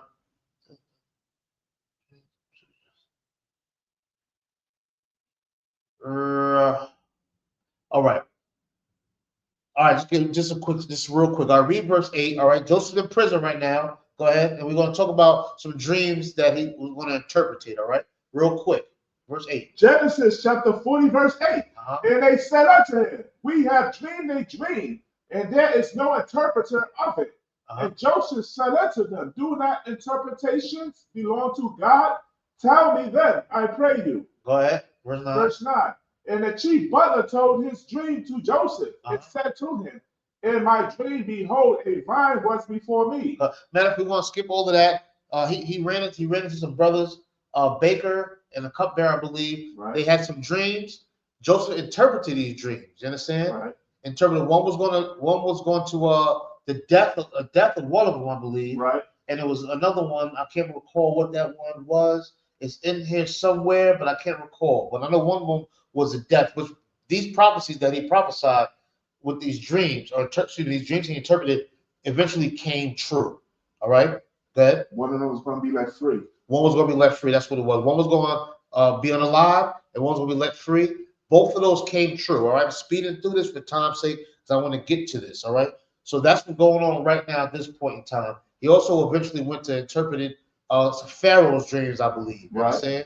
And Pharaoh found him to be a great man. You know what I'm saying? A great standings. And he appointed Joseph a high rank within Egypt. I think he was his second in command over Egypt. All right. So go to chapter 41, and let's go down to verse 38 real quick. All right. Genesis chapter 41, verse 38. And Pharaoh said unto his servants, can we find such a one as this is, a man in whom the Spirit of God is? Can we find a better man than this man right here, Joseph? You know what I'm saying? This is the Pharaoh saying about Joseph, a Hebrew man, you know what I'm saying? An Israelite, you know what I'm saying? Who's the son of Jacob. You know what I'm saying? Can we find a better man than him? Who everything he touched prospers. His resilience, his strength. Can we find somebody better than him? Who can rise up and stand up in the midst of this hell that we put him through? He's a prisoner now. You know what I'm saying? He went from a pig to a slave to having a little bit of power in a man's house to now being in prison. And he's still standing. Keep going. Verse 39. And Pharaoh said unto Joseph, for as much as God hath showed thee all this, there is none so discreet and wise as thou art. Now, Joseph, he's giving him much praise. Pharaoh is. Keep going. Verse 40. Thou shalt be over my house. You're going to rule. Go ahead. And according unto thy word shall all my people be ruled. You are going to rule these people. You're going to be my number two. You understand? This is what he's telling Joseph, the Pharaoh. Because Joseph, even through the pits of hell, even through imprisonment, he still stood up and stood strong. You understand? Still stood up and stood strong in the midst of the hell, just like you do. Black man, woman, and child. Right. Latino man, woman, and child. Native American man, woman, and child, just like you do. Stand up in the pits of hell. You understand? It's recognized and realized. All you got to do is keep standing. Keep going. Only in the throne will I be greater than thou. There's going to be nobody greater than you, than me. You understand? You're going to be my number 2. You understand? That's how much he wooed this heathen master. Right. You understand? He knew he couldn't do it. He knew that the rest of the heathens he had was incompetent and stupid and dumb. Right. So he needed him, an Israelite man, to rule over. That's how righteous we are. That's right. That we can rule a wicked kingdom. That we can rule it and run it in a righteous manner. You understand? That's how powerful we are. That's how powerful you are. You understand? Now, read verse 42, and then we're going to drop it and skip real quick. Verse 42. And Pharaoh took off his ring from his hand. Took him off his hands. Go ahead. And put it on Joseph's hand. And put it on Joseph's hands. Go ahead. And arrayed him in vestures of fine linen. And put a gold chain about his neck. Put a what? Gold chain about his neck. Welcome to Rockefeller. No, sir. He put the gold chain on his neck, gave him the finest of clothes. You understand what I'm saying? Damn. You understand? Like Tupac came out of prison or something, got the chain with the Versace shirts and all of that. He came out, he looking good now. Right. You understand? You understand? Now, we're going to drop that. Now, I hope y'all getting a good picture of this. Right. He was in prison, all right? He was betrayed by his family, thrown into captivity, rose up in that captivity, thrown in prison because of some filthy, disgusting heathen woman's lies, rose back up again. Now he's on top. He's number 2. He's Pharaoh's number 2. You understand? The Most High God's with this man. That's right. You understand? With this man. You understand? He already proved how righteous he was when he didn't lay with that dog. Right. You understand? Now go to chapter 42. Right? Chapter 42 and let's start at verse 1. God, Genesis chapter 42, verse 1. Yep, come on with it. Now, when Jacob saw that there was corn in Egypt, Jacob said unto his sons, why do we look upon another? Now, go ahead. Now they're going through some famine, I believe. Right. Out in the land of Canaan, where Jacob and them were staying at. Jacob and the siblings, the brothers, the other brothers. Now they're hungry. They can't eat. But Egypt is flourishing. Right. Egypt got it all. Why? Because Joseph is running. That's right. He got things under control in this wicked society. Right. Go ahead. Verse 2. And he said, behold, I have heard that there is corn in Egypt. Get you down thither and buy for us from thence, that we may live and not die. Go ahead. Verse 3. And Joseph's 10 brethren went down to buy corn in Egypt. Now the brothers, now they're coming to Egypt. Go ahead. Verse 4. But Benjamin, Joseph's brother, Jacob sent not with his brethren, for he said, lest peradventure mischief before him. You understand? So he kept Benjamin behind. All the rest of the brothers went out to Egypt to go get some food because they ain't got no food where they at. Right. They hungry where they at. They starving where they at. So now we got to go over here to get some food. Lo and behold, Joseph is in control, but they don't know it. They don't recognize it when they get there. Right. Let's keep reading. Verse 5. And the sons of Israel came to buy corn among those that came. For the famine was in the land of Canaan. Now say the famine hit. Go ahead. Verse 6. Joseph was the governor over the land. He was running things. Go ahead. And it was that sold to all the people of the land. And he's running things. He's hustling. You know, say he got the things flowing like clockwork. Go ahead. And Joseph's brethren came and bowed down themselves before him with their faces to the earth. Didn't Joseph tell him a long time ago you was going to bow down to me? That's right. Didn't Joseph already tell him a long time ago that you're going to bow down to me? Right. And they took that bow down. We're going to be your slaves. We're going to run after you just because you think you're the favorite. And guess what? At the end of the day, they came to Joseph hungry, starving, miserable, all jammed up. When you get hungry, your mind ain't right. Right. You understand? Maybe on the verge of dying, a famine hit. That means the mother and father's not eating. They not eating. Ain't nobody eating. And they came and did what? Bowed down like Joseph said that they was going to do. They could have listened from the jump. Right. They could have listened from the jump. But jealousy and envy made them do what they did to this brother. And now they're bowing down in hunger. Keep going. Verse 7. And Joseph saw his brethren, and he knew them. He said again? Knew them. He knew who they was. Go ahead. But made himself strange unto them. I ain't going to say who I am. Go ahead. And spake roughly unto them. And he spoke rough to him. You understand? Not out of anger. Right. Not out of hatred. Go ahead. And he said unto them, Whence cometh ye? Go ahead. And they said, From the land of Canaan to buy food. Yeah, we just came here to buy some food. Go ahead. Verse 8. And Joseph knew his brethren, but they knew him not. They didn't know who that was talking to them so roughly like that. They didn't know it was their brother that they deceived, that they betrayed, that they were jealous of, that they had a problem bowing down to. They didn't know that was him. Go ahead. Verse 9. And Joseph remembered the dreams which he dreamed of them, and said unto them, Ye are spies. To see the nakedness of the land, ye are come. Now they ain't messing with him. Now y'all spies. You know they're not spies. But he thought about, I told these niggas that they was going to bow down. Right. Didn't want it to be this kind of way. Right. So you can't stop what God got going. That's right. That's right. You can't stop what God got going. And don't you let nobody think because they put you through a hard time, because they're putting you through hell and you're going through hell. Don't think for 1 second that they can stop what the Most High God already got laid out for you. Right. All you got to do is do what Joseph did and stand up. So all you got to do, stand up in it. You understand? Stand up in it, just like he did. Keep going. So verse 10. And he said unto him, Nay, my Lord, Uh-huh. but to buy food are thy servants come. Now, all we want to do is buy some food. You understand? That's what we want to do. Now, is there more? Should we say more than that? No, we're gonna skip there. We're gonna skip the time, so I gotta chop it up and skip there. All right. So they're there. They hear about the food. He's messing with him a little bit. He don't want to reveal who he is at this point in time. Mind you, he's not putting him to death. You understand? He's not giving him no hard time. He's just messing with him a little bit.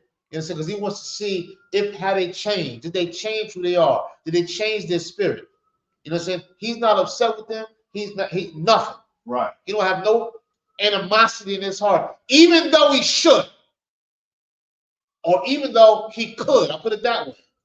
All right. We're gonna skip that. Go to chapter 43.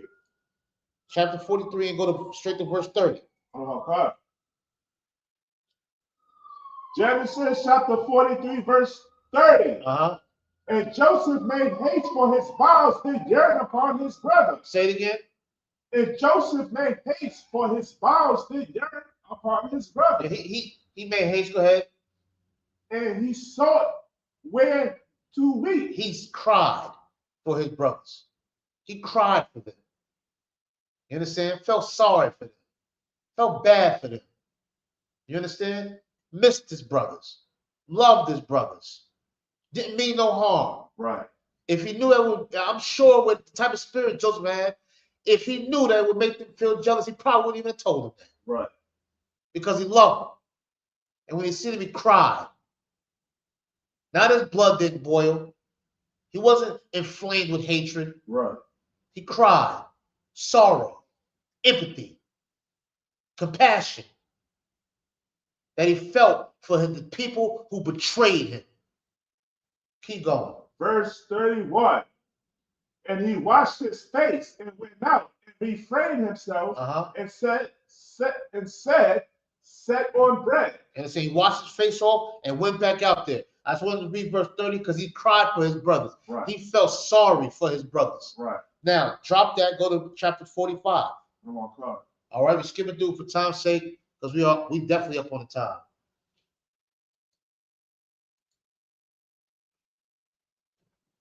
Joseph chapter 45, verse 1. Then Joseph could not refrain himself before all them that stood by him. He couldn't take it no more. Go ahead. And he cried, because every man caused every man to go out from me. And there stood no man with him, while Joseph made himself known unto his brethren. He let his brothers know now. It's me, Joseph, the one that you betrayed. You understand? The one you threw in the pit, naked. The one that was cast out to slavery. The one that's been in prison. The one that still stood up through all the trials, the tribulations, the pain, the hurt, the sorrow, the hopelessness. The one that stood up. It's me. I'm here. Go to verse 14. Verse 14. And he fell upon his brother Benjamin's neck and wept. And Benjamin wept upon his neck. He cried when he saw his brother Benjamin, who finally came. Jacob finally sent Benjamin to go into Egypt. He seen his little brother. He started crying. And he hugged him. Go ahead, verse 15. Verse 15. Moreover, he kissed all his brothers. He kissed all his brothers. After all they did to him. After everything that they did to him. He still loved them. He cried. He kissed them. Which means he hugged them, embraced them. Keep going. And Father, go ahead. And after that, his brethren talked with him. They talked with him for a while. Sat with him and caught up. I'm sorry. I didn't mean to do it. And guess what? This is what forgiveness looks like. Right. You understand? This is what real forgiveness looks like. You know why? They put him through hell and he stood up in it. Right. He stood up in it. You understand? Drop that and go to verse chapter 50. You understand? Y'all can go back and read these on your own. All right? Read these on your own. Chapter 50, go to verse 15. Come on, Carter. Genesis chapter 50, verse 15. And when Joseph's brothers saw that their father was dead, they said, Joseph will peradventure hate us. Yeah, he's going to hate us now. Pops died. Go ahead. And will certainly requite us all the evil which we did unto him. He's going to pay now. He's going to pay us back. For everything that we did, then Joseph's going to pay us back now. Pops is dead, and it's our fault. You understand? They feeling bad now. You understand? Go ahead. Go on, verse 16. And they sent a messenger unto Joseph, saying, thy father did command before he died, saying. Pop said this. Go ahead. Verse 17. So shall he say unto Joseph. Say. Forgive. Do it again. Forgive. Say it again. Forgive. Black folks need to learn how to do what? Forgive. Latino brothers and sisters should do what? Forgive. When they try to hurt you, put you down, trying to kill you, throw you through the pits of hell, all because they don't like your aura, all because they don't like how you carry yourself, all because they don't like your strength, all because one day you might be the boss and they have to bow down to you or listen to you. You understand? All because they don't want to say Khan or Khan. They don't want to say yes, sir, yes, sir. All you have to do is still do what? Forgive. All you got to do is forgive. Go ahead. I pray thee now the trespass of thy brethren and their sin, for they did unto thee evil. They did evil, but forgive them. Go ahead. And now we pray thee, forgive the trespasses of the servants of the God of thy father. And Joseph wept when they spake unto him. Forgive us. Forgive the father and children, and forgive the children of God. You understand? Forgive us. Joseph could have been one nasty bastard right here. Right. He could have been nasty to him. What would you do? Keep going. Oh God. Verse 18. And his brethren also went and fell down before his face. And they said, behold, we be thy servants. Didn't Joseph say this before? He told this dream before. Right. That through all the evil, they still did it. Right. Like Joseph said. Like the prophet said. And he stood up in that mess. Go ahead. Verse 19.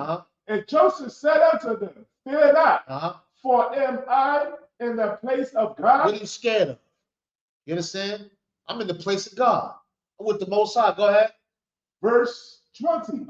But as for you, ye thought evil against me, but God made it unto good. Even though you wished evil against me, God put me through it for the good. Right. You understand? What you thought was pain was pleasure. Right.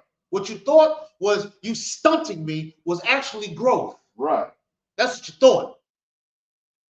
You understand? Let me tell you something.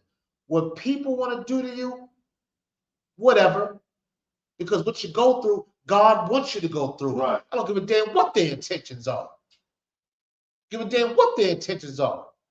If you stand up in it, the Most High God will make you proud in it. Right. And guess what? Say thank you to the ones that want you to be down. Say thank you to the ones that wish you the worst. The ones close to you that wish you the worst. Say thank you. You understand? Specifically, you standing with the Most High God. Right. Can't nobody touch you. Can't nothing beat you. You understand? Nothing. I mean, damn, it's in the scriptures. Sure, when did you write this? When did you write this? Did you write this? I didn't write it either. Commanders you didn't write it. We didn't write this. This is in the records. Right. Thousands of years. Keep going. To bring to pass, as it is this day, to save much people alive. Yeah, I went through this so other people can live. You understand? And you better think about that yourself. You understand? Read the last one, verse 21. Verse 21.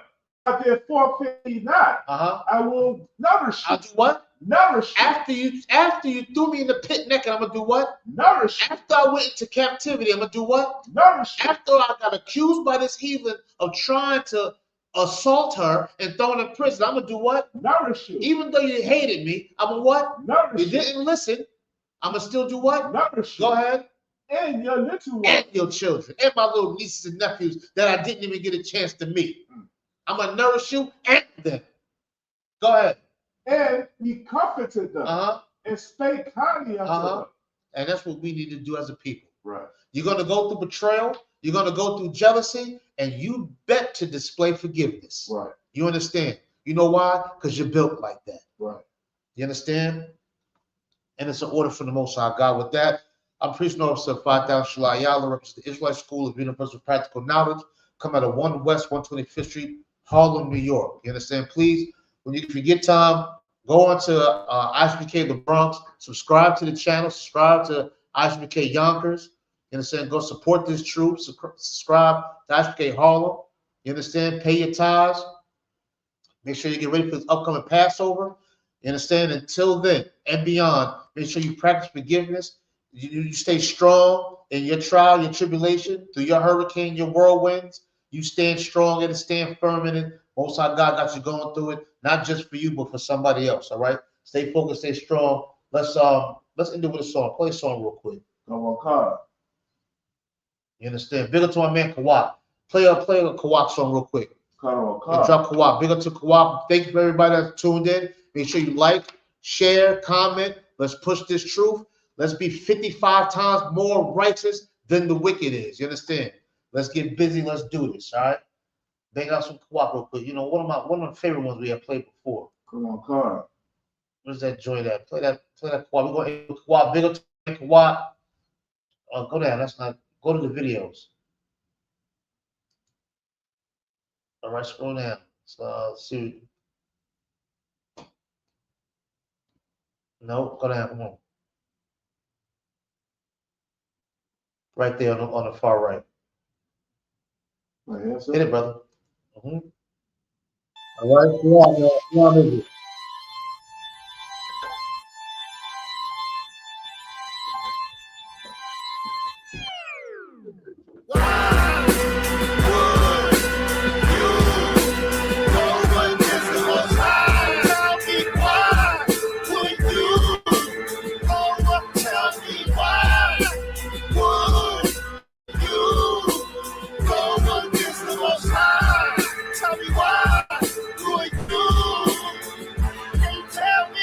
It's 6 and 13 commandments, nigga, and you can't do 10, my nigga. Matter of fact, you can't do 1, my nigga. Let's see if you can stop and pork. I see that pork you running down your fork. Talk about you blessed in the streets of New York. I see that tight Christian 3-piece suit that you bought. When you gonna rock that? When you go to court?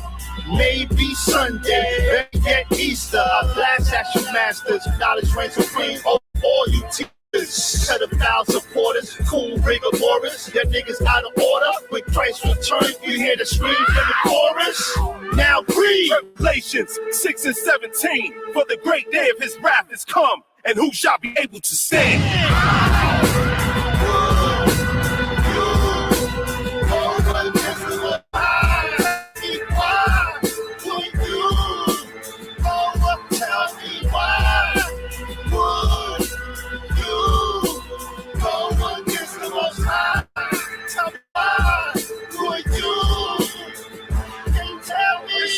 Discussing society that we live in, man.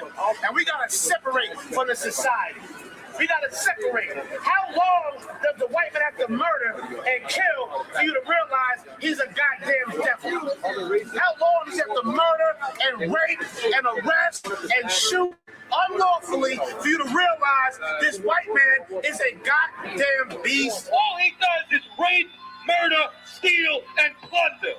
You understand that? And as a result, they destroyed our people. And as a result, our people are running around with the goddamn Wu-Tang Clan because there's a Jewish imposter on the planet. When you take away a man's identity, you can replace it with anything. That's why we're in every religion. And what I'm telling you, what I have to teach you, every race does it automatically. You don't have to teach Asians to join themselves. You don't have to teach East Indians to join themselves. You don't have to teach Arabs. When Africans come over here from Africa, you don't have to teach them that. You don't have to teach the Vietnamese. You have to teach us. You have to teach us.